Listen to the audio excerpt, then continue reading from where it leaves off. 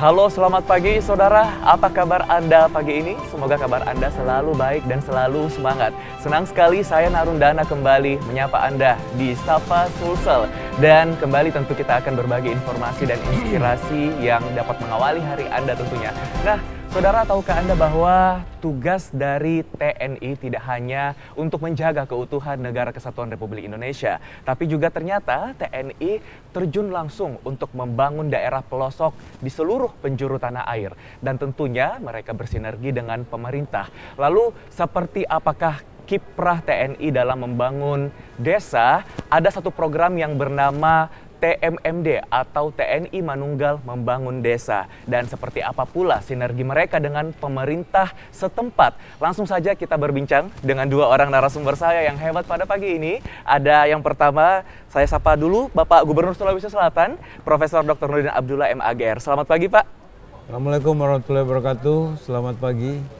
Oke, apa kabar Pak Gubernur? Tampaknya bugar sekali ini, habis senam nih Pak. Alhamdulillah, kita hari Minggu ini baru saja selesai jogging bersama masyarakat. Waduh, Pak Gubernur jogging mengawali hari ini harus dicontoh sama masyarakat Sulsel ini.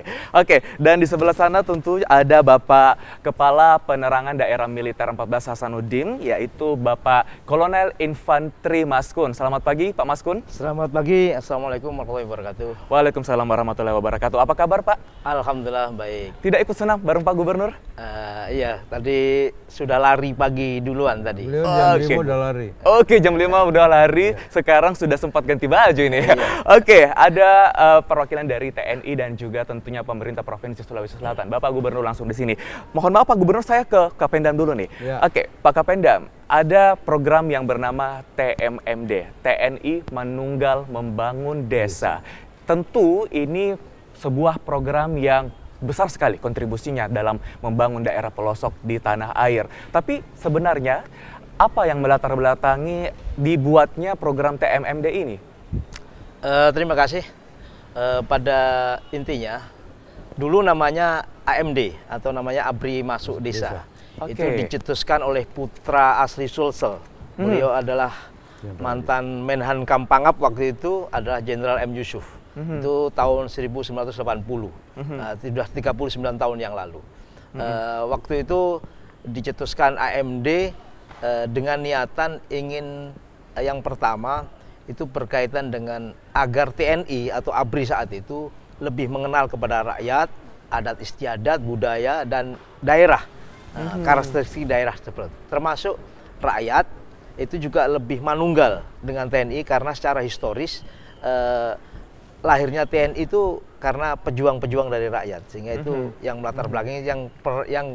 Yang ketiga adalah ingin mensinergikan untuk membangun mensejahterakan rakyat, karena ini sama dengan amanat undang-undang, yaitu atau lebih condong kaitannya dengan pengabdian TNI kepada rakyat sebagai bagian tadi itu, bahwa telah rakyat waktu perjuangan itu telah membentuk TNI. Nah, sekarang kebalikannya, ibaratnya balas jasanya TNI kepada rakyat, itu demikian. Oke, balas jasanya TNI kepada rakyat. Program ini lahir untuk lebih menyatukan lagi TNI bersama rakyat begitu, karena TNI sendiri lahir dari rakyat.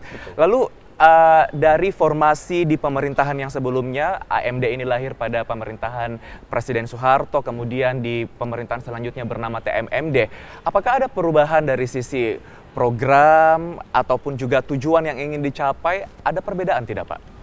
Kalau secara program tujuan itu tidak ada perubahan, hanya secara organisasi saja berubah karena mengikuti organisasi TNI saat ini. Karena tahun 1999 itu kan ada perubahan organisasi ABRI saat itu, sehingga ada pemisahan TNI dengan Polri, sehingga TMMD juga berubah, AMD juga berubah menjadi TNI Manunggal Membangun Desa. Kalau dulu ABRI Masuk Desa menjadi TNI Manunggal Membangun Desa. Itu tahun 99.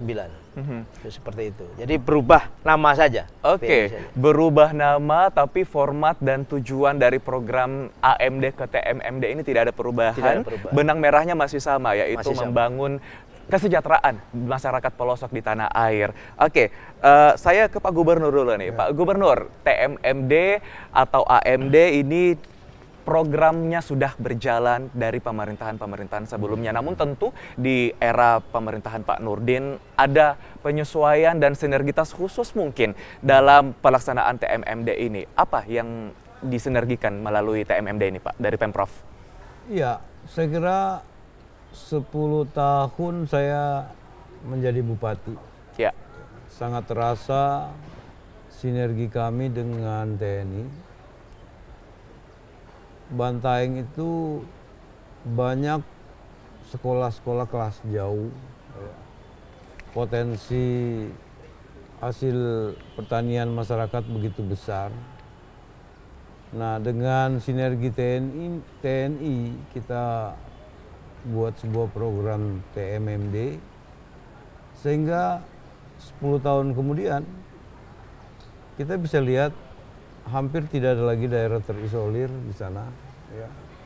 Dan semua terakses jalan dengan baik.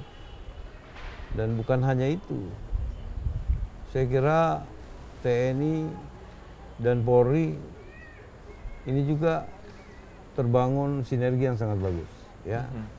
Nah, di Sulawesi Selatan ini saya kira kita harus merawat sinergi ini karena kita masih tentu membutuhkan sebuah inovasi-inovasi, ya, terobosan-terobosan, terutama dalam rangka menyempurnakan infrastruktur kita. Nah, berkaitan dengan Sulawesi Selatan, di Luwu Raya itu masih banyak daerah-daerah yang perlu sentuhan TMMD.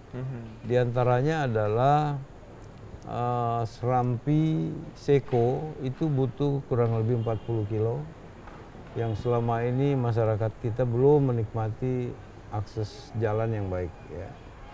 Yang kedua, kita juga ingin membuka akses dari Seko ke Rampi, ya, ke Sigi, ya, Sigi Sulawesi Tengah. Sulawesi Tengah, perbatasan, ya. Sulsel-Sulteng. Ya.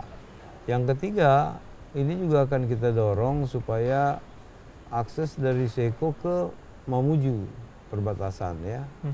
Nah, ini tentu kita berharap bahwa sinergi TNI dengan pemerintah Provinsi Sulawesi Selatan ini kita harus terus dorong supaya kita lakukan percepatan pembangunan khususnya dalam bidang infrastruktur.